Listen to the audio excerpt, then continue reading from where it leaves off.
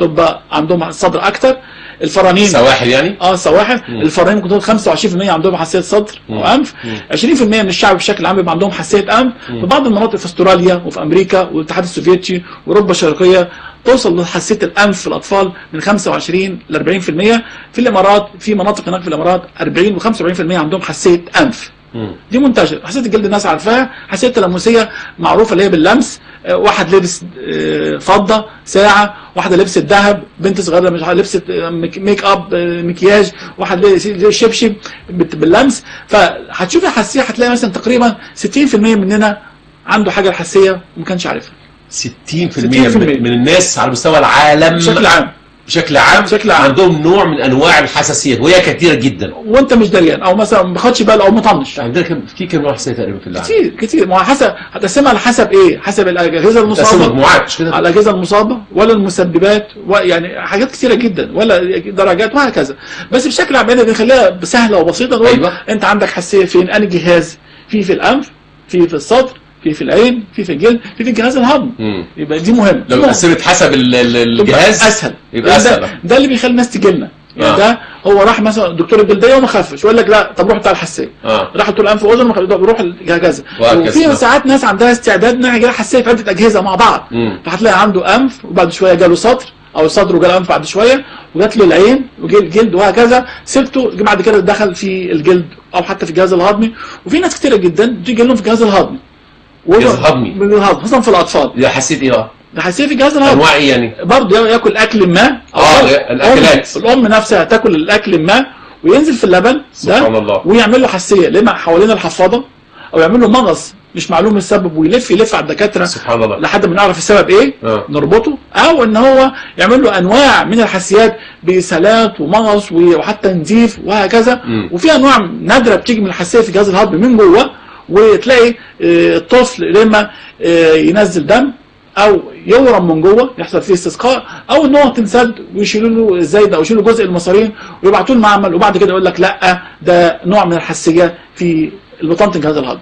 دكتور مجدي بدران وبفضل الله سبحانه وتعالى ثم بفضل البحث العلمي والناس العلماء الطيبين يعني كان زمان ما فيش حاجه كان حساسيه دي مرض مزمن خلاص وانتهى يعيش بيه. هي مرض مزمن وما زالت بس بفضل الله اصبح النهارده في شفاء. في شفاء وفي سيطره بمعنى اصح. محدش يستغرب من كلمه شفاء. وانا قلت لحضرتك دلوقتي 2 اتولدوا. واحد هم 2 توأم خلاص فرقناهم 2. واحد راح فرنسا والثاني جه مصر. الاثنين عندهم استعداد يجي لهم حساسيه من الكيوي. بتاع فرنسا بياكل كيوي ليل نهار. بتاع مصر عمره ما شاف الكيوي.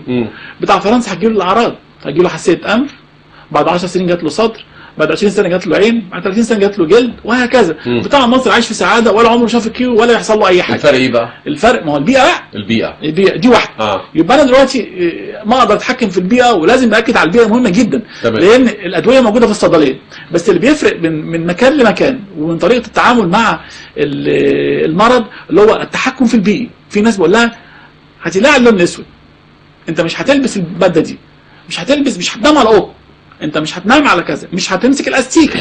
يبقى البيئه ممكن حاجه، مش هتلعب كوره، هتلعب سباحه. يبقى بتحكم في البيئه واشوف ايه حكايته وايه الماده اللي بتعمل له حساسيه دي. وسهله جدا ان احنا نمنع بعض المأكولات او بعض الحاجات الموجوده في البيئه وتريح نفسك.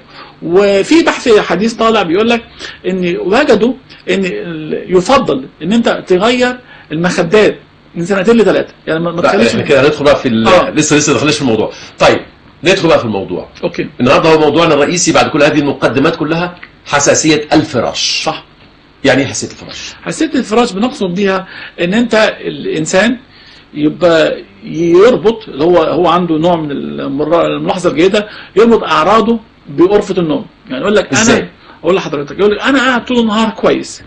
اول ما ادخل اوضه النوم ابتدي اكح او ابتدي اعطس او ابتدي اهرش. نقوم نقول له طب انت كنت قاعد فين قبل كده؟ يقول لك كنت قاعد في الصالون. حصل حاجه؟ ما حصلش. كنت قاعد فين؟ في المكتب، كنت قاعد في العربيه، كنت قاعد في المدرسه. طب اول بس ادخل البيت ابتدي اكح. يقول له طب غير الاوضه. يقول لك مثلا او لا. طب الاوضه اللي انت عايز صبر قوي كشف الحساسيه يا دكتور. انا احيانا بطلب زياره المنزل، انا بروح ازور المنزل. انت نفسك تروح؟ اقول له لا طب وريني بيتك اشوف بيتك. بدخل بلاقي يعني حاجات غريبه. ممكن ادخل تلاقي بالنسبه لي انا اسوأ غرفه في المنزل هتكون غرفه النوم. خليني اقول لك احنا بننام فيها. فيخلوا مثلا الصالون جميل جدا اللي فيه شمس وفيه هواء، والاوضه بقى اللي ما فيهاش شمس واللي جنب المنور، والاوضه اللي عمرها ما شافت الشمس خالص ولا شباك ولا تهويه ولا اي شيء. دي اهم غرفه. دي يقول لك احنا بننام فيها. بننام فيها؟ لا، انت بتنام فيها ثلث عمرك على الاقل بالظبط، وبتنام فيها. والمشكله دي البيئه الاولانيه اللي بتاخد الطفل بعد الرحم، يعني بعد الرحم انا طلعت من الرحم اللي بياخدني هو السرير، انا بنام فيه. الطفل الصغير لما ينام في السرير مثلا 5 سنين وتعزله مش هتنزل الشارع ومش هتروح هنا ومش هتروح هنا وقاعد في السرير، بتفترسك الحاجات الموجوده في الفراش. الفراش ده ايه اللي موجود في الفراش بقى؟ هو ما هقول لحضرتك بقى، هو ما كانش فيه سكن، ازمه سكن، فراح سكن مع امه، وامه ساكنه ما كانت مع حماتها، والمرتبه بيناموا عليها بقى لها حوالي 60 سنه. يبقى 60 سنه بيناموا على مرتبه تيتا، لان هم ما فيش سكن، بيتورثوها، ما فيش سكن، وغرفه ممروكه وما اعرفش، فبينام الولد بينام على مرتبه بقى لها 60 سنه في المكان ده. بس دي حاله صعبه. لا ده موجود المرتبه. هيقول لك قضيه فين؟ ده قطن ومتكلف، ويقول لك ننفضه ونرجعه تاني، فبينفضوه يرجعوه تاني خلاص.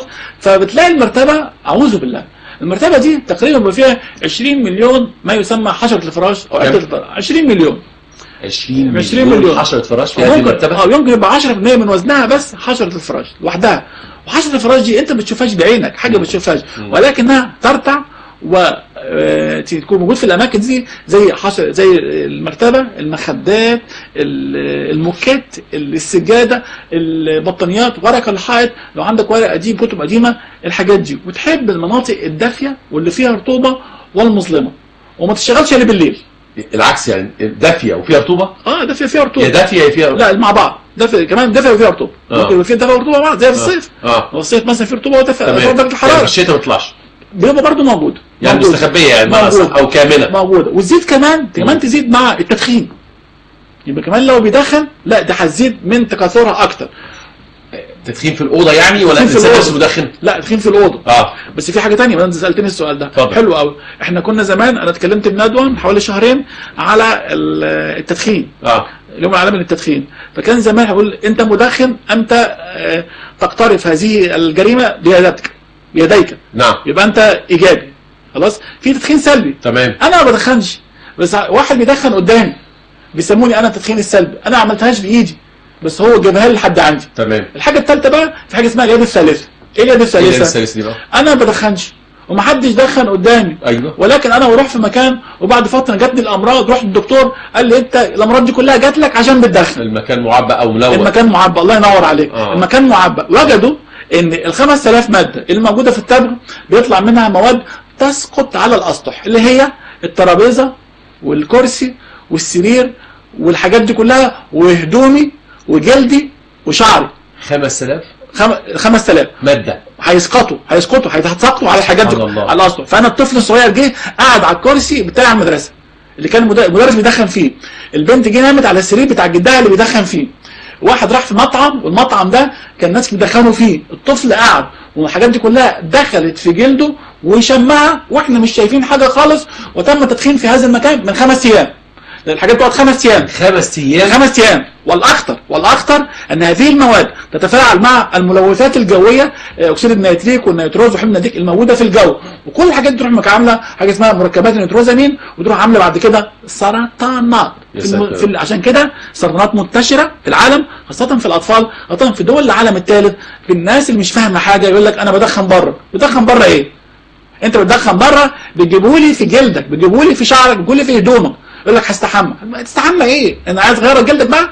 كل ما اشوف سجاره استحمى بقى؟ بقول لك لا، انا اول ما اجي من بره بخلع هدومي وبدخن، او بدخن في الحمام، او بشيل هدومي. لا، انت ملابسك وجلدك نفسه في على الاقل مش بقول شعرك اكتر من 5 ايام يبقى عندك مخلفات التبغ اللي هتخليك لما تحضن ابنك او تحضن بنتك هتقول لها خدي جرعه من مواد سامه، بعد الشر مواد مسرطنه. طيب انت دخلتني بقى تدخين. انا بتكلم دلوقتي على التدخين. هو المدخن او الغرفه اللي فيها تدخين تزيد من تكاثر حشره الفراش اللي احنا قلنا ما بنشوفهاش وعندها بالملايين في المخده. تعمل ايه؟ هي شاطره ولا ايه بقى؟ قلنا كام مليون؟ 20 مليون في المرتبه بتاعت تيتا. حشره في المرتبه بتاعت تيتا بقالها كتير يعني. بقالها 60 سنه. انا حاجات شفتها بعيني. المرتبه دي مين دي؟ انت بقالك عندي 60 سنه. متجوزه مع مين؟ من حماتك. يعني مولوده 1920 وبعدين هي نفس الشقه بيتورثوها الاجيال وكله والاساس وكل حاجه. فمش معقول. حاجه ثانيه بعد كده بقى، حشره الفراش دي تنشط ليلا. من ضمن الحاجات اللي بتخلي مرضى الحساسيه تجيلهم ازمات بالليل سبب ان هو تنشط ليلا. في حاجه ثانيه، هي بتعيش على ايه؟ بتعيش على جلدي انا كل يوم على الاقل جلدي بيتبري. الانسان البالغ بيتبري من جلده من 1 جرام ل 1.5 جرام من جلده. الجلد ده بيقع، انت ما بتشوفوش، رقائق الجلد بتقع على السرير وعلى الفراش والكلام ده. دي الرقائق دي ده شكل حاجه طبيعيه في الانسان، جلدك بيتبري حاجه طبيعيه بالجلد زي الشعر بيقع، انت ما بتاخدش بالك. انت بتعمل كده ايه المشكله؟ بتحتك كده، الاحتكاك ده بيبري الجلد. ايه المشكله؟ ده هو غذاء حشرة الفراش سبحان الله، مع بعض الفطريات، مع بعض الحاجات اللي بتيجي من الصراصير، تقعد تاكل وتاكل. وانا عرضتها في صور وممكن تشوفها بعد كده، اجي لك مره بالصور. هنا تبقى وليمه الجرام ده يكفي ملايين، تقعد تاكل. اما تاكل تروح مطلعه لك 16 ماده تعمل حساسيه، تنزل زي الشاور زي الدش، هتروح نازله على مناخيري اشمها. لو انا عندي استعداد تعمل لي حساسيه في الانف، اعطس، تنسد، اهرش، ابتدي بعد كده تنزل من قدام نقط او من ورا تسرسل على حالي، حساسيه في الحلق، على ودني، على صدري، على عيني او جلدي. عشان الناس ما تتخضش بس من لا مش لازم تتخض، انت عايز تخض الناس، هتخض الناس بس في حاجه